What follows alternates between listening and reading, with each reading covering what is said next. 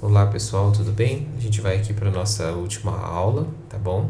O tema de hoje é o problema de localização de facilidades e ele pode ser descrito da seguinte forma: existem M potenciais localizações para um conjunto de facilidades que serão ou não instaladas, e se instaladas, essas facilidades, né, elas devem atender um conjunto N de clientes ali, tá bom?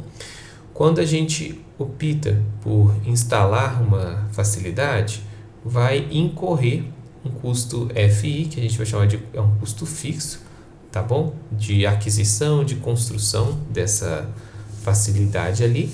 E além disso, após instalado, a gente vai também ter um custo relacionado ao atendimento. A partir de uma facilidade I, um determinado cliente J, tá ok? E qual que é o objetivo do problema então? Fazer a minimização do custo total que diz respeito aos custos fixos, né, de instalação da facilidade e aos custos variáveis, que são os custos de atendimento, ok?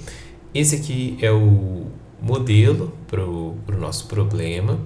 A gente vai ver que a gente tem dois conjuntos de variáveis, a y, que são variáveis binárias, tá joia? Então, ela só vai assumir dois estados, ou 0 ou 1. E aqui para a gente, uma variável yi indica se a facilidade foi instalada, ou seja, yi igual a 1 ou não. Então, o yi vai ser igual a 0, tá joia? Se a nossa facilidade é instalada, a gente tem o custo de instalação f de i. Se ela não foi, esse custo não incorre. Também na função objetiva a gente tem a minimização do atendimento, que é a designação, né, de determinada facilidade a determinado cliente ali. Para as nossas restrições, a gente tem dois conjuntos de restrições que, se vocês, acredito eu que ainda vai estar um pouquinho fresco da última aula sobre problema de transporte, a gente vai ver aqui que o primeiro conjunto diz respeito às capacidades de atendimento de cada uma das facilidades, tá joia? Então, eu tenho que a soma de tudo que é enviado a partir de uma facilidade não pode superar a sua capacidade se instalada. Então, a variável yi aqui desempenha novamente, né, o papel para falar, ó, y igual a 1, escolhi instalar a facilidade, incorreu o custo F e a capacidade está disponível. Porque não faz sentido algum a gente atender um cliente a partir de uma facilidade que não existe. A gente vai pensar numa facilidade como sendo, por exemplo, um hospital, um corpo de bombeiros, uma escola, uma planta produtiva, um centro de distribuição. Se essa facilidade não existe, a gente não tem como atender ninguém a partir dela, tá joia? Para o segundo conjunto de restrições, a gente vai garantir o pleno atendimento das demandas dos clientes ali. E por que eu falei do problema de transporte? Se a gente pega esse problema de localização da facilidade e remove dele aqui a variável y com os custos de instalação, então a gente já vai considerar que a gente já sabe quais facilidades foram instaladas, tá bom? Removida a variável y, a gente também não precisa falar, né, se a capacidade vai estar ou não disponível, porque a gente já sabe qual a facilidade está instalada. A gente tem aqui o problema de transporte. As aplicações, algumas eu falei, né, armazéns, centros de processamento, lojas, hospitais, polícia, bombeiros, universidades, escolas e assim vai, tá bom? Temos aqui o exemplo. Uma companhia está em processo de planejamento para a instalação de novas unidades produtivas devido ao aumento da demanda. A instalação pode ocorrer em até 5 locais diferentes, que a gente define por I, e estão preocupados em atender 3 zonas de consumo diferentes, definidas aqui em J, sendo que cada região tem uma demanda mínima DJ e cada planta tem uma capacidade produtiva a ser considerada. Então, temos duas tabelas. A tabela direita mostra os custos de instalação, a tabela esquerda mostra as ofertas e as dos centros de processamento, né? Temos as demandas dos centros de consumo e temos os custos relativos a esse transporte aí, tá joia? Então, o que a gente vai vai fazer agora, vou colocar aqui do lado do slide, e aí a gente pode vir para a parte da programação. Nesse aqui, por ser um problema um pouco mais complexo, eu quis trazer aqui para vocês até uma outra forma de leitura dos dados, tá bom? Temos aqui já definidos dentro do nosso arquivo, vou disponibilizar para vocês, tá bom? M é o conjunto, o número, né, de facilidades, de oferta. N é o conjunto de clientes. C é um dicionário que vai armazenar aqui as capacidades de cada um dos centros de oferta. Então, eu estou falando que na posição 10 mil, na posição 2 é 20 mil, até na posição 5 que é 30 mil, conforme está aqui no slide à direita, as ofertas. Também vou fazer um dicionário para as demandas. Estou falando posição 1, 2 e 3, eu tenho as respectivas demandas aqui, igual está na tabela da esquerda do slide. Por fim, eu tenho os custos. Primeiro, os custos variáveis, né, que é o custo da atender a partir da facilidade 1 a zona de consumo 1 e até a partir da facilidade se instalada, né, 5, atender a zona de consumo 3. Então, eu tenho aqui, são pares ordenados, então a ordem aqui faz total diferença. E os custos fixos de instalação das facilidades, que estão na tabelinha direita aqui no nosso slide. Então, tem 175 mil para a primeira facilidade e assim vai, 200 mil até a quinta facilidade. Tem aqui, já vai estar impressos, quando a gente mandar rodar, vocês conseguem imprimir e ver essas informações. O que mais que a gente precisa definir aqui, que eu acho que é bacana de novo? N de 1 até Nzinho, que é para identificar os clientes, e M grande de 1 até Mzinho, para identificar as facilidades. Aí aqui, eu achei legal, a gente deve ver uma nova estrutura, eu chamo de A e crio um conjunto aqui de um par ordenado de inteiros, tá bom? E o que esse conjunto A vai ter pra gente? Eu criei aqui, de I pertencente a M, né? Quem que é M? 1 até Mzinho.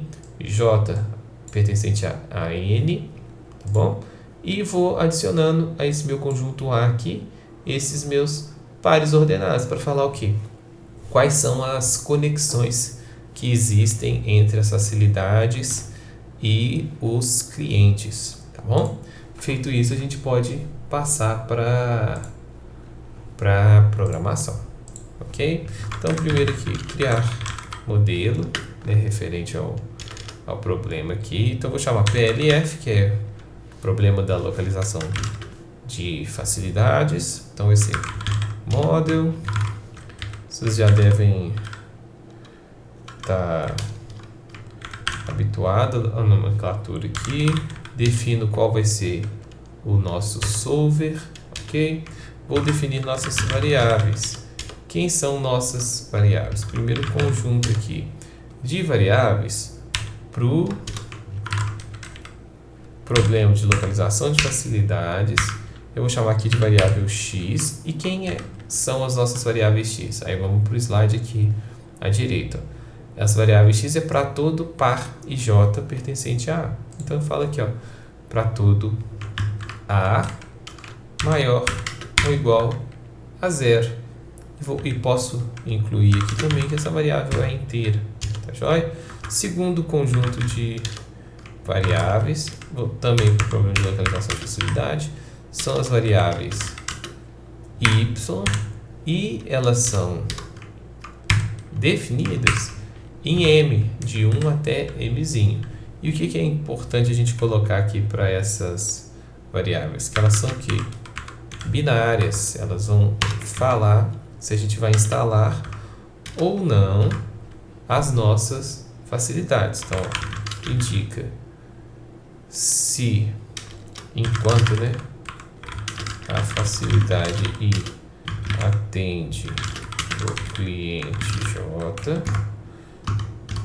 e aqui indica se a facilidade I foi instalada ou não. Perfeito. Dando seguimento aqui, a gente tem a função objetivo. Quem que é a nossa função objetivo. A gente vai ter aqui, ó, problema de localização de facilidades. A gente quer minimizar o custo total e a gente vai dividir essa função objetiva igual tá aqui no nosso slide em duas componentes. A primeira componente eu vou fazer uma somatória de f de i, que é o custo fixo, vezes a variável yi, que é o custo que indica se foi instalado ou não. Então, for i pertencente a m.